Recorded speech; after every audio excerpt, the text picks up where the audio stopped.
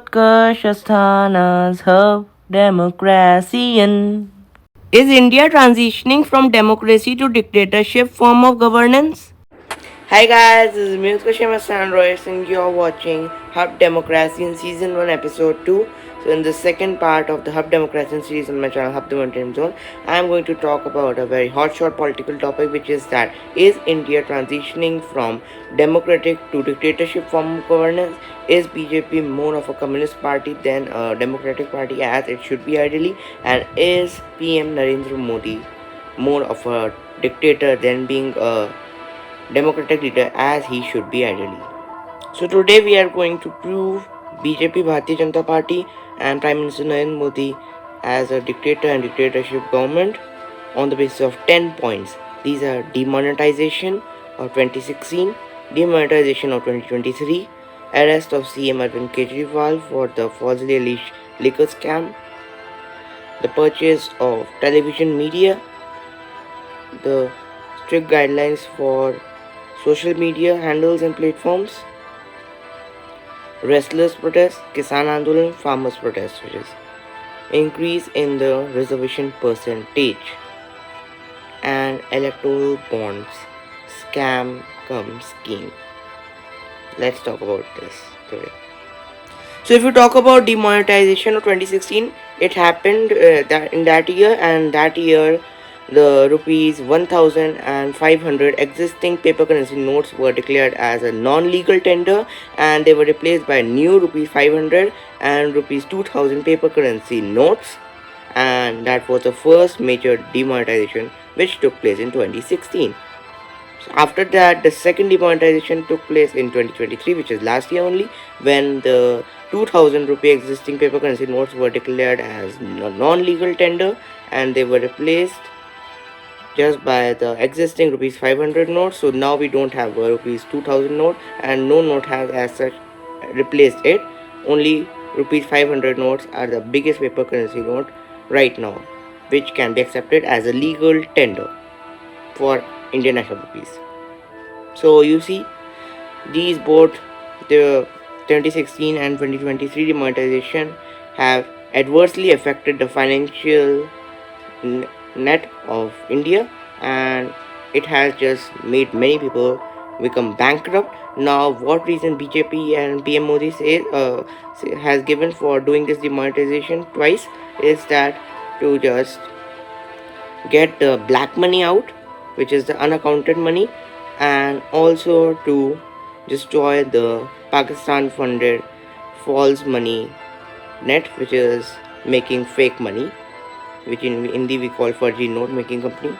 So we just demolished that. He has done this, but actually this is not the major reason. The major reason is that he has done this to just make his all enemies, all oppositions like Indian National Congress, Trinamool Congress, then Aam Aadmi Party, his opposition political parties, handicapped and paralyzed, because he just is doing this to just destroy their party funds, and that is just for his own motive, personal motive, for personal benefit he is doing this, and not for any Jan Hit thing or not for anything in people's interest, not at all. So basically this thing is not at all acceptable in a democracy like India, and this is fully dictatorship kind of move only by BJP and PM Modi. Not at all good, not at all appreciable. If you talk about the arrest of CM Arvind Kejriwal in the falsely alleged liquor scam, then he has been recently only arrested in this month, March 2024, and Enforcement Directorate, which is a union government department here, they had given 9 warnings to him regarding the liquor scam. But actually the liquor scam, actually if you say it as a scam, then actually we should not consider it as a scam, because even in the BJP ruled states like Uttar Pradesh and other states which are ruled by Bharatiya Janata Party, there also liquor tenders are being sold by government, and that too for high prices. And now if Delhi government just wants to make these liquor shops become more hi-fi, more world class, then actually that is not at all wrong. That is development, and that is not a scam thing. So if union government considers that to be a scam, then actually that is really wrong, and they are just falsely accusing and alleging the Aam Aadmi Party politicians like Arvind Kejriwal, who is the CM of Delhi, sitting CM of Delhi, Manish Sisodia, and Raghav Chadha, they are just falsely alleging and accusing these different kinds of politicians of Aam Aadmi Party, which is their opposition, and they just want to throw them in the prison till the time the elections of 2024 get through. Once they are done with the elections of 2024, they will take them out. So actually that is not at all good, because these kinds of arrests for the personal benefits happen only in dictatorships and not at all in a democracy, not at all in a democracy like India. Really wrong, not at all good, not acceptable. So now if you talk about reservation, so it was previously 45% till the Congress time, and since Bharatiya Janata Party BJP has come since 2014, it has slowly, gradually and steadily increased it by 5% to its maximum amended limit as per the constitution, which is 50% or half. And now once again Bharatiya Janata Party BJP is trying to amend the constitution, re-amend it to increase the max limit to 75%. So this time, if they are successful, if they become successful in increasing the limit to 75% for OBCs, other backward classes, and SC, scheduled caste, scheduled tribes, then that would be ridiculous for us, the general public, which is the general quota, because then it would become very difficult for us to gain and obtain any government job or to crack UPSC or PCSJ or PCS. It will really become difficult for us to do that. Really hard. Actually, right now also it's very difficult, but if they somehow manage to increase it to 75%, then it would just become horrible and ridiculous for us, the general quota. And actually, things like this should not at all happen in a democracy like India. Actually, reservation is a very unique thing which only happens in India, to give support to these so-called OBCs, SC/STs who are already now become powerful and efficient, but then also they have been considered as inefficient, weak, and they get to get these so-called benefits for this false image of only theirs.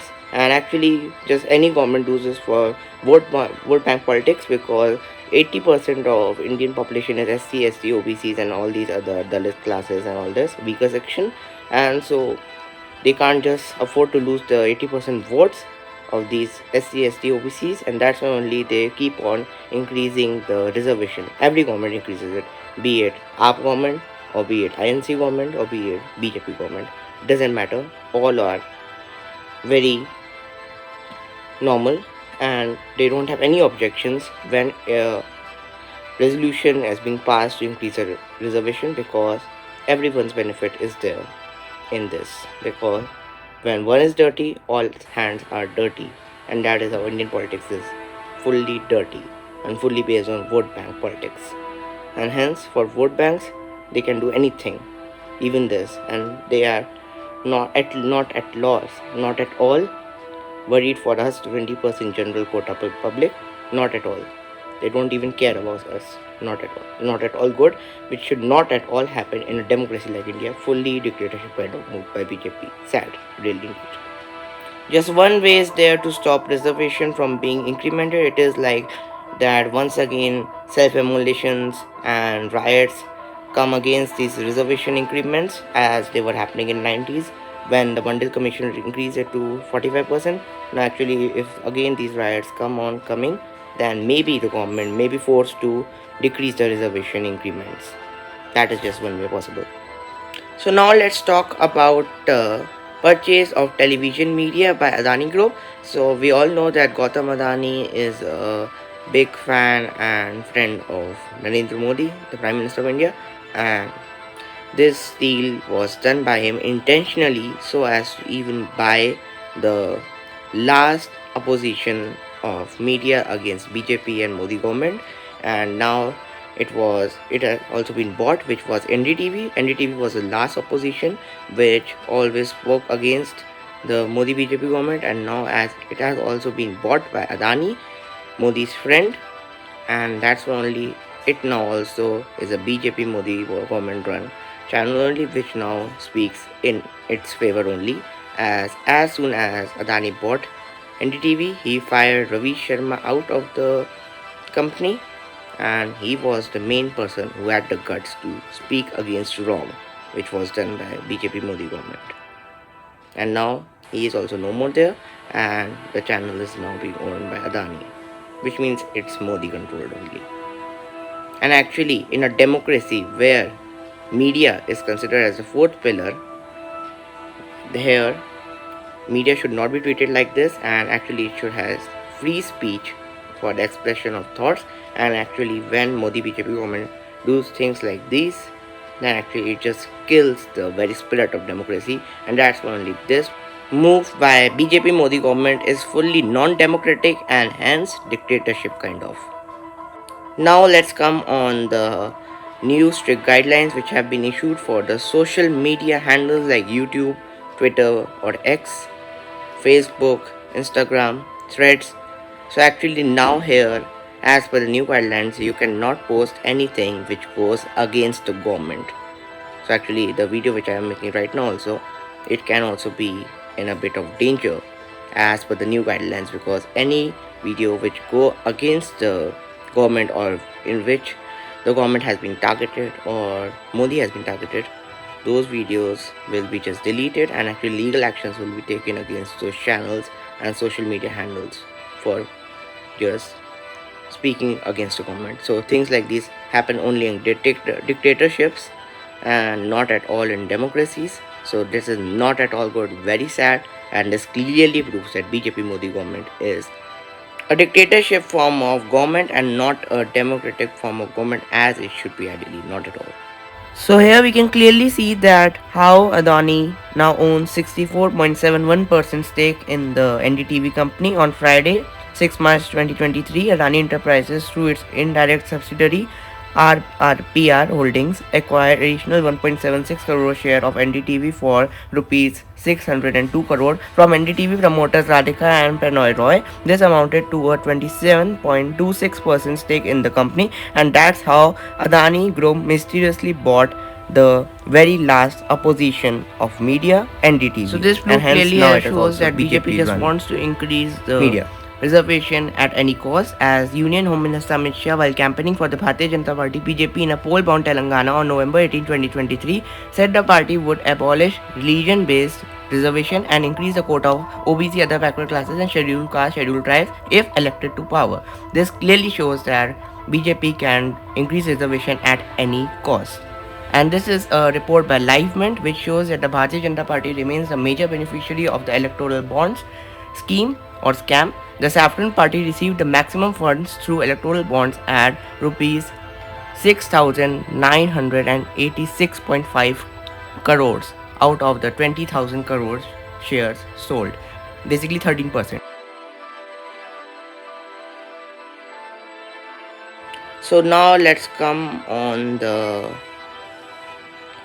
wrestlers protest. So actually wrestlers protest is being done by three main wrestlers, Bajrang Punia and Sakshi Malik and Vinita Phokat, and it's being just done so as to bring in government's attention the wrong things which have been done to the girl wrestlers, female wrestlers by Wrestling Federation of India's chairman and BJP MP Braj Bhushan Charan Singh. So actually they are accusing him of sexual harassment, and actually government is not at all looking in this matter, which is really wrong on their part. Actually courts should also take suo motu in such matters, but they are also not having any guts to say against government or government people like Braj Bhushan Charan Singh, which is really wrong. And actually if things keep on going wrong like this, and if even people who want basic things, basically things to be done right with them and not at all wrong, they should be given justice. And actually if people are wanting justice for such a heinous crime like sexual harassment, then government and court should look at it at once, and if they are not, then that is fully dictatorship kind of thing, and that cannot ever happen in a democracy like India, which is really wrong. And as it is happening, that's only we can say that now India is becoming like a dictatorship more than a democracy as it should be ideally. We can purely say this from here, because here the voice of just and right is being suppressed by a dictatorship government like BJP Modi government. Really sad, not at all acceptable. So now let's come on to the Kisan Andolan issue, which is farmers' protest. So actually, Punjabi farmers or farmers of Punjab, they have basically two demands which the government is not fulfilling, which is number one, legal security given to minimum support price (MSP). Second, that all the loans taken by farmers should be forgiven. So actually, farmers of India and especially Punjab farmers are not very rich. They are poor kind of farmers only, and actually, in that case, if the crops fail, if the crops they grow they fail, then actually in that case they should be given minimum support price, legal security, that even if the crop fails, government gives them the money, because if it doesn't, then the farmers will die of hunger, and which is not at all good, not at all good even as a human. And if government doesn't give legal security to farmers MSP, then that is fully inhuman of them, not at all good, not even good as a human. So what should we talk about democracy, you see? And if you talk about the second point, which is that their loans should be forgiven, so actually farmers are so important people in our country or in any country, because they grow food for us. And actually farmers, if they take loan, they take loan for their agricultural crops, and as we know, the farmers in India are very poor, not at all rich. Actually they are even as poor that they can take 2 times food in a day. That also is a big thing for them. So actually, as farmers are so poor in India, if they take loans somehow, then actually government should have a bit pity on them and should actually forgive their loans. Banks should forgive them their loans and not make them trap in a debt trap. It should not do that. Government should not do that. And if government is not even agreeing on this, then it is nothing more than a bloody monster, not at all. And things like these should not at all happen in a democratic country like India, because if you see and if we see things like this, then after this we can only say India to this so-called democracy now, which is in reality a dictatorship indeed, not at all good. So now let's talk about the last point on the basis of which we can prove Modi-BJP government as a dictatorship form of government and not a democratic government as it is ideally, and this is the electoral bonds scam. So actually they call it a scheme, but indeed it is a scam, because it is a tool which was introduced in 2017 and which, as per the government, is made to reform the political funding system in India. But in reality, the funds which are taken in the name of PM Care Fund or PM Relief Fund are also being used as the beneficiary funds for government, and not just them, but even funds taken from electoral bond scheme or scam are also being majorly used by BJP only. Actually they are taken in the name of all the parties, but other parties just get 1% or 2%, and BJP gets 15 to 16%. So actually from 2017 till 2024, which is as of now, 20,000 crore worth. Follow us on our Instagram handle UTKARSH @ASTHANA'S for amazing, entertaining and intuitive technical insights and sneak peeks of our upcoming Hub videos on our YouTube channel ASTHANA'S Hub, the Wondertainment Zone. Download the software Hub app today. And this is not at all good. So it once again shows that this electoral bond scheme was a scheme or scam which was basically done by BJP for their own benefit, for their personal benefit. They had done this, and they have looted people just for their personal benefit in the name of electoral bond scheme or scam. Recently only Supreme Court of India struck it down as unconstitutional and has redirected SBI and Election Commission of India to just provide all the data of all the corporates who have given funds to which political parties. And basically this electoral bonds Ghotala in this Chanda Chanda model, where you first give the Chanda, which is the donation, and then you receive then you are being allowed to continue with your dhanda or business. It was more of a forceful kind of thing, where the normal people or even the corporates were being forced to give these donations to the political parties, because if they didn't give that, if they did not give their donations to the political parties and the ruling government, then they will be falsely alleged of various charges and false cases will be filed on them, and hence at the end of the day their businesses only will be ruined. So that's why only this electoral bond scheme or scam is not a donation by will, but basically a donation by force, where that if you don't give the donations, then your businesses will be just ruined. So when governments use force for their personal benefits to be fulfilled, so then the country doesn't even remain as a democracy, not at all.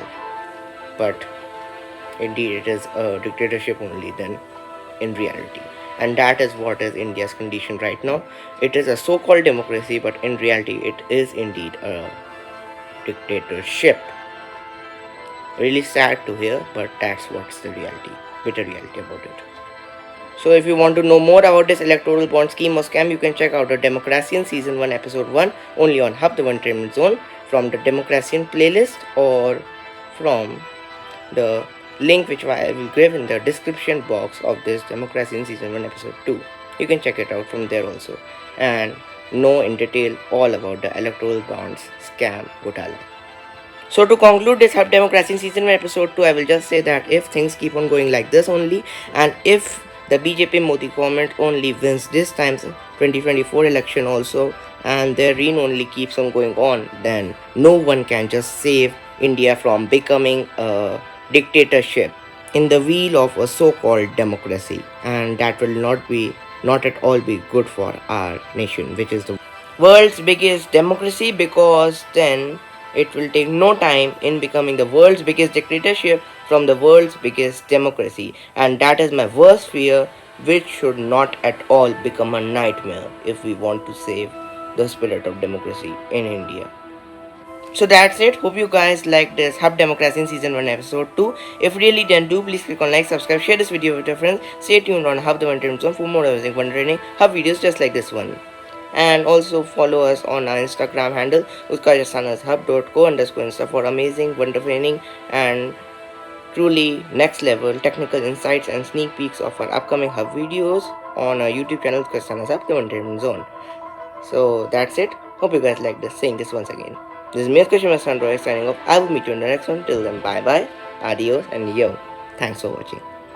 Follow us on our Instagram handle UTKARSH_Insta for amazing, wondertaining, and intuitive technical insights and sneak peeks of our upcoming Hub videos on our YouTube channel ASTHANA'S, the Wondertainment Zone. Download this software Hub app today.